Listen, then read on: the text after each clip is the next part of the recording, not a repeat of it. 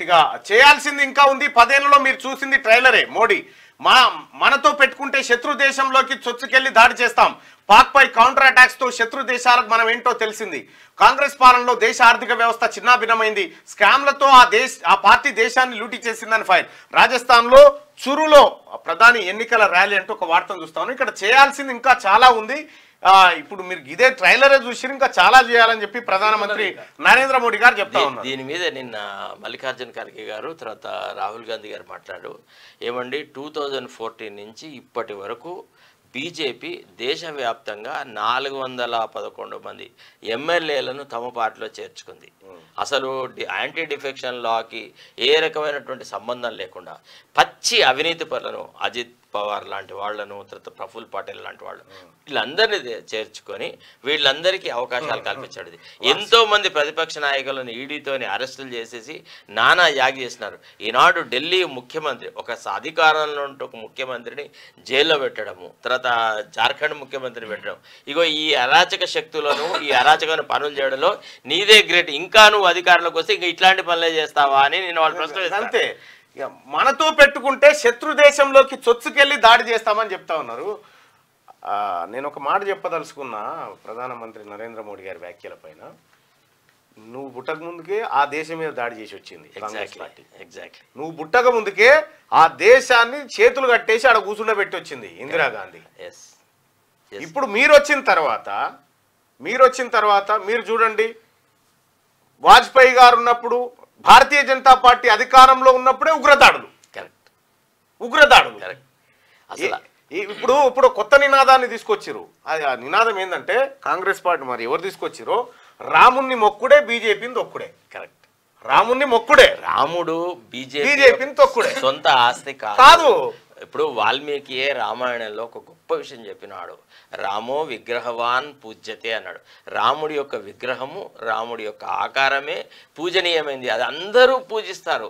రాముడు ఏదైతే మర్యాదని సమాజంలో నెలకొల్పినాడో దాని పట్ల అందరికీ ఆదరణ ఉంది, ప్రేమ ఉంది. కానీ రాముని ఈవెన్ ముస్లిమ్స్ ఇష్టపడతారండి. చాలా మంది యూపీలో ఉన్నటువంటి వాళ్ళు ముస్లిమ్స్ కూడా అరే రామ్కి రాజ్ హోనా చాహియే అని అంటారు. మీరు ఒక్కసారి మీరు భారతీయ జనతా పార్టీ ఏం పనులు చేస్తుందో ఒక్కసారి మీకు ఆ లింక్ మీకు ఇది వీలైతే ఒక్కసారి ఇది చూడండి. ధ్రువ్ రాటే ఎక్స్పోజ్ చేసినాడు దీన్ని.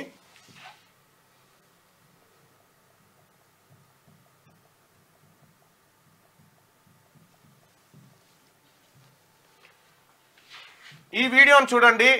వీలైతే ఈ వీడియోను మీరు పరిశీలించండి.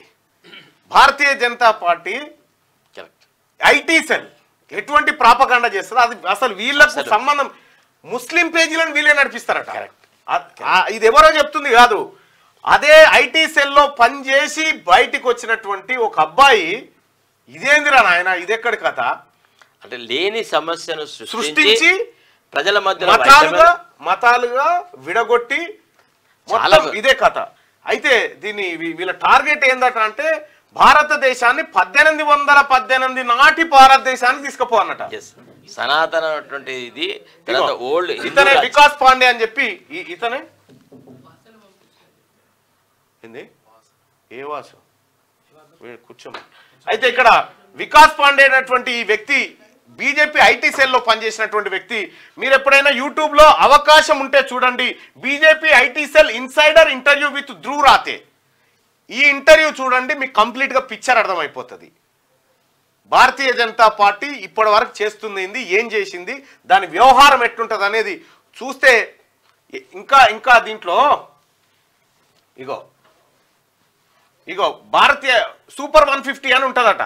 సూపర్ 150 అంటే సోషల్ మీడియాలో భారతీయ జనతా పార్టీకి అనుకూలంగా పనిచేసేటువంటి సూపర్ 150 టీంను ప్రధానమంత్రి నరేంద్ర మోడీ గారు మాత్రం కలిసట. వాళ్ళని వీళ్ళ ట్విట్టర్లలో అబ్యూజివ్ లాంగ్వేజ్ యూజ్ చేసేటువంటి వ్యక్తులు వీళ్ళు. ఇట్లా ఆధారాలతో సహా ధ్రువ్ రాటే తీసుకొచ్చినాడు. ఇంకా అదే కాదు, వీళ్ళు ఏం చేస్తారంటే కుల మతాల పంచాయతీలు ఎట్లా పెట్టాలి, ఎక్కడెక్కడ చేయాలి, ఏ దాన్ని ట్రెండింగ్ లోకి తేవాలి, ప్రాపగాండా ఎట్లా చేయాలి. ఇక్కడ కనిపిస్తున్నటువంటి Indian army fans club, Indian support Indian army, ఇవన్నీ భారతీయ జనతా పార్టీ, దీనికి ఆర్మీకి సంబంధం లేదు. వీళ్ళే నిర్వహిస్తారు. వీళ్ళే నిర్వహించి please close the door.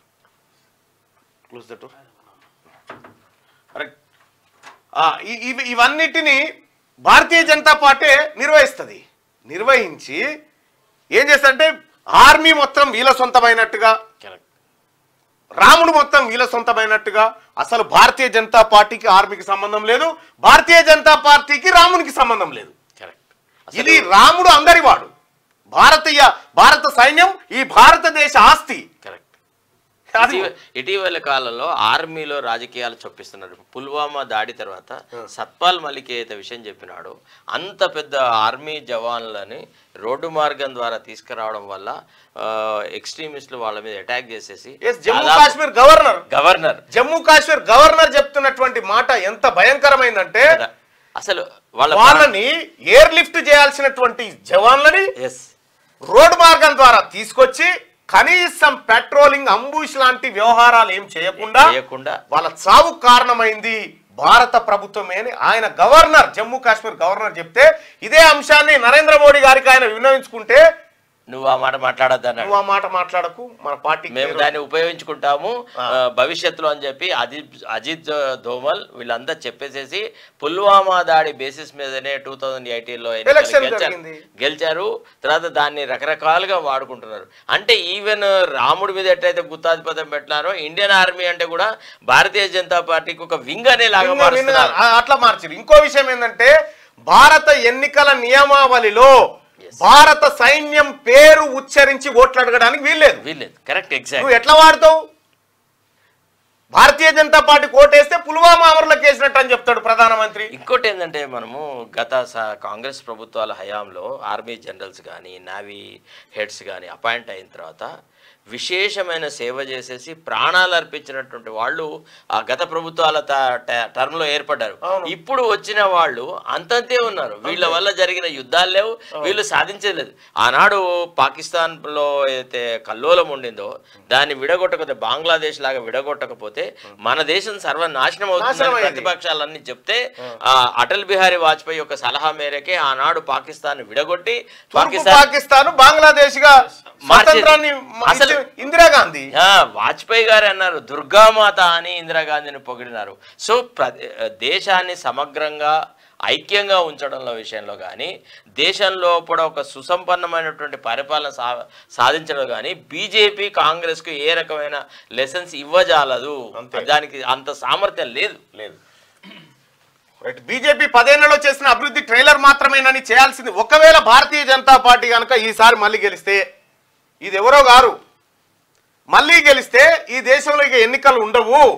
China తరహాలో ఆ జిన్పింగ్ లెక్క శాశ్వత ప్రధానమంత్రిగా నరేంద్ర మోడీ ప్రకటించుకుంటాడు, అయిపోతుందని చెప్పిండు.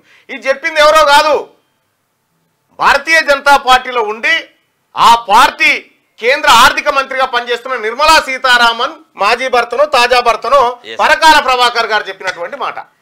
మాజీ భర్త కదే, వాళ్ళు ఇద్దరు దూరంగా ఉన్నా అంతే. ఉండొచ్చు. Is a great economist. కాదంటలేను. Yes, exactly. This Ram Bhajan should be stopped అని చెప్పినాడు. ఒక మంచి ప్రోగ్రామ్ చేస్తాడు.